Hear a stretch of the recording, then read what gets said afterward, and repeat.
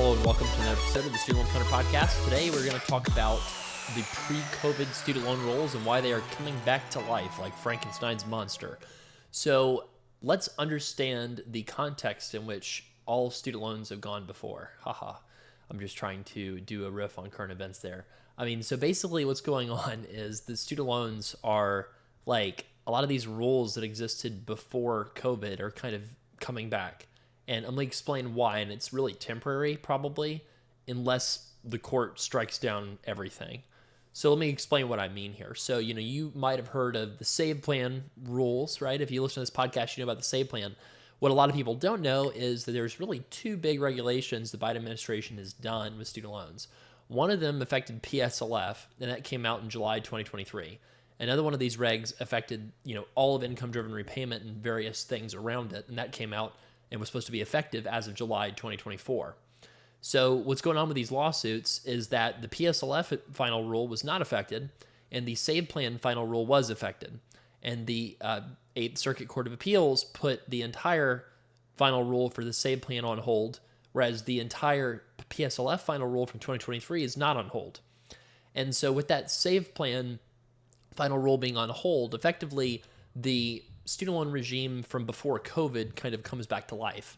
So we've talked a lot about the PAYE plan going away, the ICR plan going away for people without Parent Plus loans. With the SAVE plan regulations, the whole part of those regulations was part of those regulations said that the PAYE and the ICR plans were going to be blocked and they were going to go away for anybody that took out or anybody after July 2024.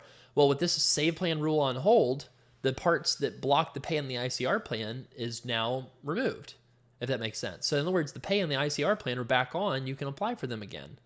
That's kind of surprising, a little shocking, really. So that's one thing that's going on right now.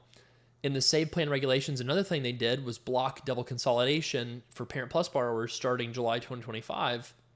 Well, with this new rule on hold now, technically, there is not an end to double consolidation. There is no end to double consolidation without this rule going into effect because the court ruling put an injunction on the entire final rule that they did.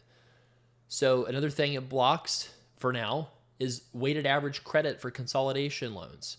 So, after the IDR account adjustment, which was counting based off of whatever the loan was the oldest, this new rule takes the weighted average of all the loans and, gives people credit for the weighted average of credit they've got for their consolidated loans. Now, with this regulation on hold, that is no longer the case. So technically, any loan that gets dispersed after September 1, as I record this, would be subject, with this rule being on hold, this final rule being on hold, would be subject to the pre-COVID rules, where if you consolidate your loans, all of the credit is wiped away and you start over again at zero. Now, lest anyone hear that and panic, remember, the IDR account adjustment is sort of like arbitrarily decided thing, right, in terms of when it ends. And that they've said you had to consolidate by June 30th, and then the loan had to be dispersed by about September 1, I think. So if they want to, they might just try to push quietly the dates for the IDR account adjustment maybe a little bit longer if this rule's still on hold around September, right? Because the IDR account adjustment, PSLF waiver, were not part of this final SAVE plan rule. So it's not affected by the court orders. Now, if we think about the other things that are on hold, so obviously the SAVE plan is on hold. That's the whole rationale and reason of for this court, ruling in the first place, right? Now, the other sort of fifth thing that is big thing that's on hold from the SAVE plan final rule being blocked is administrative forbearance, counting for PSLF and income-driven repayment. So IDR and PSLF, it's really important to get payment count credit for periods of time that you're in payment and also periods of time that you're in some sort of forbearance. Well, administrative forbearance is supposed to count for IDR and PSLF under this new SAVE plan rule that was supposed to go into effect in July 2024, but with this court order, that's now blocked temporarily for now. So we're going back to the old way of things where forbearance and, forbearance did not count for IDR and PSLF. So those are the things that are on hold, but there's some things that are not on hold that are going to be of interest to PSLF borrowers. So from the rules from July 2023 for PSLF, those are not in challenge here in this court case. So we have certain deferment or forbearance periods count for PSLF. Now that's certain ones. So this is really complex stuff, but basically something called mandatory administrative forbearance while awaiting documentation, that's supposed to count for PSLF, but this forbearance that's happening right now under the court order is not mandatory because theoretically you can switch to a different income-based repayment plan. So that's kind of one thing. If there's certain kinds of, cancer treatment forbearances, active duty deferment and things that will still count for PSLF, even if these save plan rules are thrown away. There's also something called the buyback provision. So under the buyback program for PSLF, if you get to 120 payments that you believe you should be qualifying for forgiveness, at that point, you can submit a request for buying back time in forbearance. And the way that works is if it's less than a year, then they're going to look at the IDR payment you had before and after that period, and they'll allow you to buy back up to 12 months at the lower of those two payments. So that's very generous. A lot of people, for example, that come out of training right away or something might have had a $0 a month payment, even under like the IBR plan, that they could potentially buy back that period of time at, even if save is overturned. So this PSLF buyback regulation is really not on people's radar. It's not probably going to go anywhere.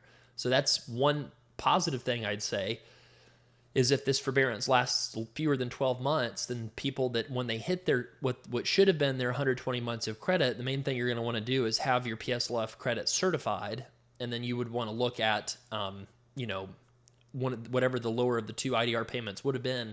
Pretend the save plan's not on the table. Calculate what your payment would be on like IBR or something, and then you could buy back that period. Now, if the forbearance is longer than 12 months, then you have to provide tax documentation as to what your payment would have been during that period of paused payments. And so, that's what you would be able to do, is buy back based off of providing some information basically on your income and tax returns during that period. Now, if you do the buyback if you do the buyback program, you do have to be really on the ball. Like, you have to provide income documentation right away. You have to be following up really aggressively. It's not like a borrower-friendly process in terms of like how engaged you have to be to get it done, but it is much better. Let's say you would have been making payments, at a resident income level right now. It is much better than, paying $3,000 a month or something like that if you're, an attending physician, because you skipped these payments because they sort of, pushed it on you. Now, another thing here, the full-time policy for, what counts for PSLF, that's also not under threat here. So remember the 30 hours a week requirement. A lot of times it was 30 hours a week or your employer's definition of full-time, whichever is greater.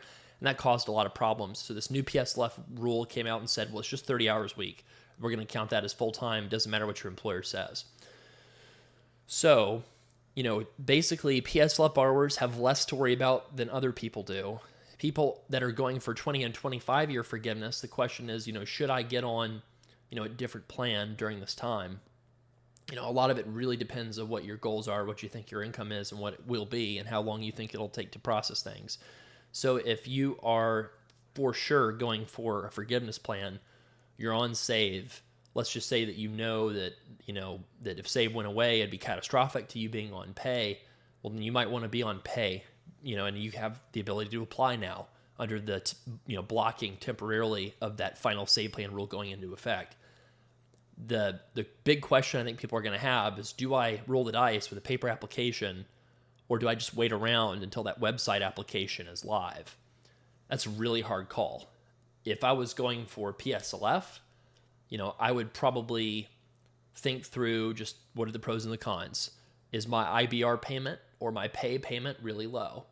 If so, you could maybe go ahead and apply now, knowing that it might take up to 90 days is what some of the servicers are quoting people, which is ridiculous, but that's what we're hearing. You could also just say, I just want to wait, and I want to wait for this online application to come back, which hopefully will take no more than a couple weeks. So that's another option that people could have. I mean, it really depends, I think, on people's risk tolerance, to be honest. Because once this new website goes live with the new online application process, I think we'll be cooking, because I've got some bad news. I think this court legal battle is going to go on for a long time. So I think there's really kind of two scenarios, one where Trump wins, one where Kamala Harris wins. If Trump wins, depends on what those lower court orders are. Like, he might just decide if he gets a court order from the 8th Circuit that he likes, he might not appeal it to the Supreme Court and just let that lower court order stand, wiping away all the SAVE plan stuff without him having to do anything. He also, if they did find SAVE was allowable, then his administration could just very easily make a new rule undoing the SAVE plan, right?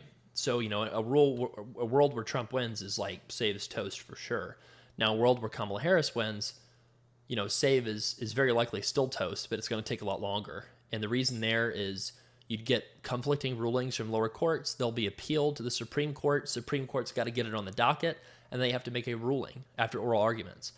So, they'll probably telegraph which way they're leaning during the oral arguments, but that might not happen until November, December, or even January or something like that. Someone mentioned on our team that their docket is pretty full already for the first month or two of their term. And so let's just say it makes it on the docket and make a ruling. This ruling could take until as late as June 2025 to come out.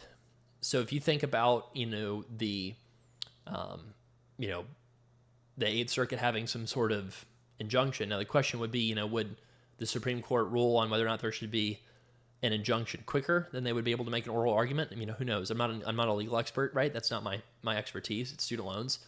But it seems likely to me that if something is this big of a focus, of the opponents of the SAVE plan, and it's something that has drawn this much legal attention, then I think that things are going to be on lockdown for a very extended period of time. And I do think that there's ways that people can save money because, I'm going to be honest, I don't really think that the buyback thing is an option for IDR, like 20-25 year forgiveness. That's not in the cards. So I think if you're a 20-25 year forgiveness person, I would be trying to get on whatever lowest payment I could possibly get right now because it's probably way lower than what it'll be in the future. And if you're a PSLF borrower, I would try to keep really careful track of what my required payment would be right now. And I would try to make sure that I would be ready to do a buyback provision by making sure my employment is being certified every 6 months, just to make sure that they know about all of your employment credit. And then when you hit that 120th month, you'd be able to apply for the buyback provision with really good documentation of what your payment would have been during this time. Now, if you don't trust that you're going to remember to do that, then it's a great idea for PSLF borrowers to go ahead and apply and get on an alternative IDR repayment plan, particularly if you would qualify for something in, residency or fellowship or something like that. And, to be honest too, a lot of people have super low payments for, PSLF right now because they're not having to recertify until 2025. And if you think about that rule that, that they're going to look at your required payment before and after the forbearance, if that's less than 12 months, which it probably will be, since I think we'll have a final ruling by June of 2025, and this started all in July, then that would predict that, if you're on PSLF and you were a resident or fellow and now you're an attending, or you had a really low income, now you have a much larger income, then the smart thing to do probably is nothing. Because if you do nothing, then at least you might be able to set yourself up for a buyback when you eventually hit your 120th month of credit, and then be able to buy back at a much lower rate than if you switched to IBR now and had to recalculate your payment. So there's all kinds of complex stuff going on right now, and I imagine a lot of people's heads are still spinning, and we're here to support you.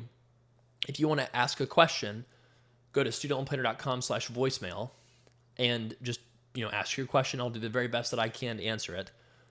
And then if you need a one-on-one analysis of what do we think with all this uncertainty, what should you do, you can get a plan for new clients or a follow-up plan at studentloanplanner.com/book. So that's what I've got for you today, folks. It's a very difficult time in the student loan world. It's frustrating. It's it's confusing. But we're here for you. We're gonna keep pumping out these podcast episodes. We're gonna keep trying to answer your questions live. And again, studentloanplanner.com/voicemail if you want to just leave a quick recording, at studentloanplanner.com/book if you need a consult. Thanks everybody, and have a good rest of your week.